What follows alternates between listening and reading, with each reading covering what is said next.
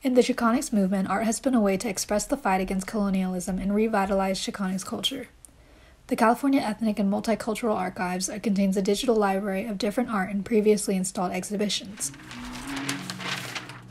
Two collections I went through are the Centro Cultural de la Raza Archives and La Galería de la Raza Archives. These archives serve to share the work of Chicanx artists to the general public to learn about their experiences. In the book Insurgent Aztlan, The Liberating Power of Cultural Resistance, written by Ernesto Mireles, the author includes an excerpt by Maori writer Linda Smith defining the effects of colonialism. The excerpt states that imperialism and colonialism brought complete disorder to colonized peoples, disconnecting them from their histories, languages, social relations, and their own ways to thinking, feeling, and interacting with the world. Mireles defines indigenous sovereignty as a means to seek to recover culture and transform it into the broken version produced under colonialism to a vibrant revolutionary reclamation.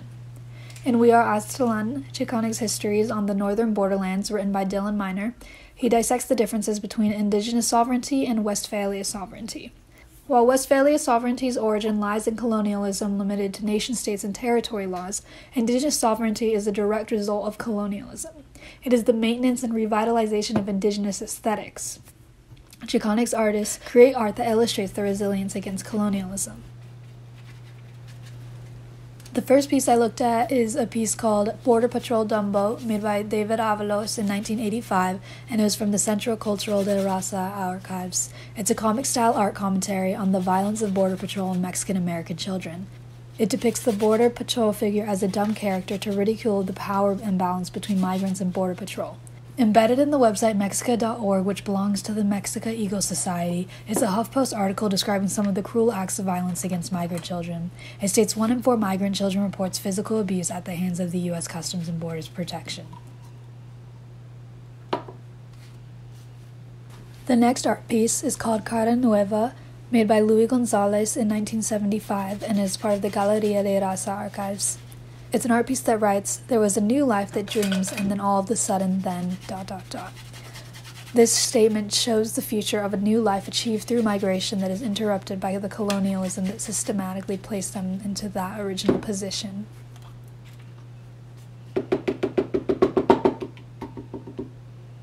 The third piece is called Casas Sin Cercados and is made by Antonio Fernandez Reboro in 1975 and is part of the Galería de la Raza Archives.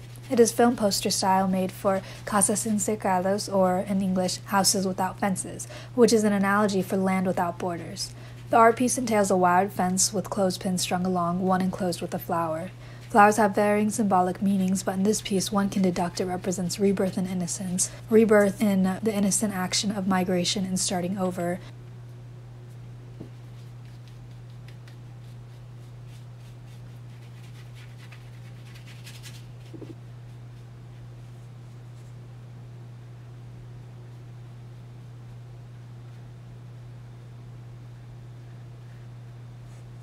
The next piece is called Border Mestizos and it was made by Victor Ochoa in 1993 and is a part of the Centro Cultural de la Raza Archives.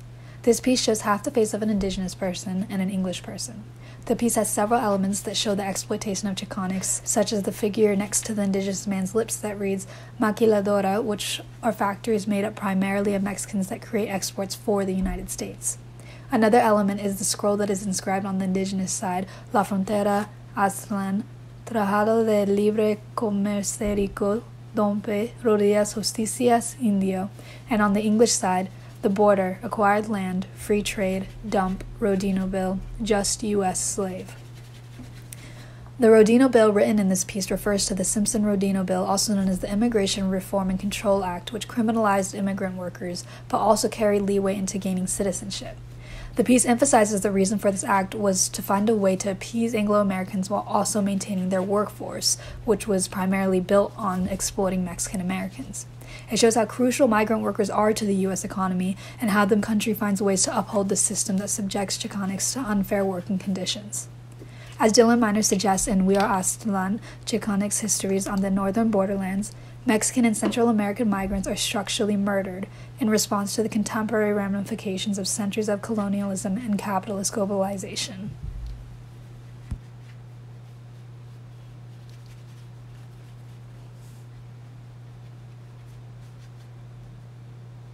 The next piece is part of the Centro Cultural de la Raza archives, and it comes from an exhibition called Border Realities created by San Diego's Border Arts Workshop that was a multimedia art event held in San Francisco in 1985.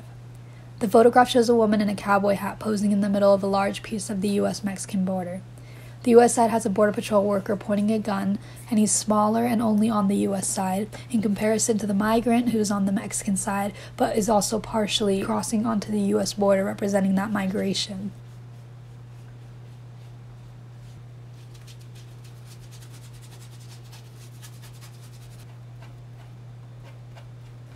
The last piece I looked at is called I Want to Die a Slave to Principles, Not to Men, and it was made by Malaquías Montoya in 1969 and is part of the Centro Cultural de la Raza archives. This piece uses the quote by the famous Mexican revolutionary Emiliano Zapata, who fought for the people. The quote reads, "Morir esclavo de los principios, no de los hombres," which translates to, I want to die a slave to principles, not to men. This statement emphasizes Zapata's resistance against authority, alike those in the Chicano movement. The piece highlights Chicanx resilience and the danger of living in ignorance, the importance of fighting despite the deadly risks that come with it. There is also an Aztec eagle on the piece that is a historical uniting symbol for the people of Mexico. My painting was heavily inspired by these archival pieces made by Chicanx artists. Like the contrasting painting, Border Mestizo, there are two sides depicted in my painting. One represents industrialization, a result of colonization, with the cities drawn on the bottom left. The other, in the top right, is the land before colonization, enriched by culture that is revitalizing through the Chicanx movement.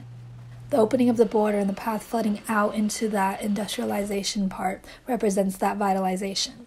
The physical border represents the emotional struggles of La Frontera and going towards demolishing borders as a large part of decolonization. The border's representation of the violence against Chicanx people. While I'm not a Chicana, I hope that my painting illustrates and brings attention to the discrimination Chicanxes face and their resilience.